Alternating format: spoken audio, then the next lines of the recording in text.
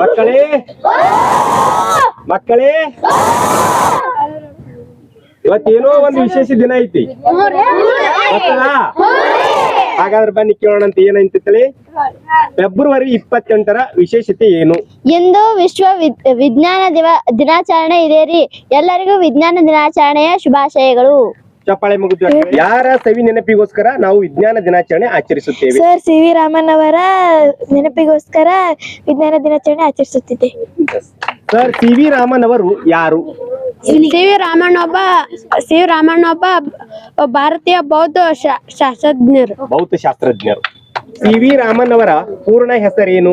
CV. Raman ಅವರ ಪೂರ್ಣ ಹೆಸರು ಚಂದ್ರಶೇಖರ್ ವೆಂಕಟರಮಣ. ಸಿ.ವಿ. ರಾಮನ್ ಅವರು ಏನನ್ನು ಆವಿಷ್ಕರಿಸಿದರು? ಸಿ.ವಿ. ರಾಮನ್ ಅವರು ಬೆಳಕಿನ ಚದುರಿಕೆ ಅಥವಾ ರಾಮನ್ ಎಫೆಕ್ಟ್ ಅನ್ನು ಆವಿಷ್ಕರಿಸಿದರು. ಬೆಳಕಿನ ಚದುರುವಿಕೆ ಎಂದರೇನು? ಬೆಳಕಿನ ಚದುರುವಿಕೆ ಎಂದರೆ ಧೂಳಿನಂತಹ ಸೂಕ್ಷ್ಮ ಕಣಗಳ ಮೇಲೆ ಬೀಳುವ ಬೆಳಕಿನ ಕಿರಣಗಳ ದಿಕ್ಕು ಬದಲಾಗುತ್ತದೆ. ಇದನ್ನೇ ಬೆಳಕಿನ ಚದುರುವಿಕೆ. ಏಷ್ಯಾ ಖಂಡದಲ್ಲಿ ಮೊಟ್ಟ ಮೊದಲ ಬಾರಿಗೆ ನೊಬೆಲ್ ಪಾರಿತೋಷಕ ಪ್ರಶಸ್ತಿ ಪಡೆದ ವಿಜ್ಞಾನಿ ಯಾರು? ಏಷ್ಯಾ ಖಂಡದಲ್ಲಿ ಮೊಟ್ಟ ಮೊದಲ ಬಾರಿಗೆ ನೊಬೆಲ್ ಪಾರಿತೋಷಕ ಪಡೆದ ವಿಜ್ಞಾನಿ doctor CV. Raman.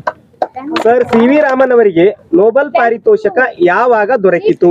1930ರಂದು CV. Raman ಅವರಿಗೆ ನೊಬೆಲ್ ಪ್ರಶಸ್ತಿ ದೊರಕಿತು. ಮಹಾನ್ ಚೇತನ ಏಷ್ಯಾ ಖಂಡದಲ್ಲಿ ಮೊಟ್ಟ ಮೊದಲ ಬಾರಿಗೆ ನೊಬೆಲ್ ಪಾರಿತೋಷಕ ಪಡೆದಿರ್ತಕ್ಕಂಥ ಸಿ.ವಿ. ರಾಮನ್ ಅವರು ಯಾವಾಗ ನಿಧನರಾದರು? ಸಿ.ವಿ. ರಾಮನ್ ಅವರು 1970 ನವೆಂಬರ್ 21ರಂದು ನಿಧನವಾದರು.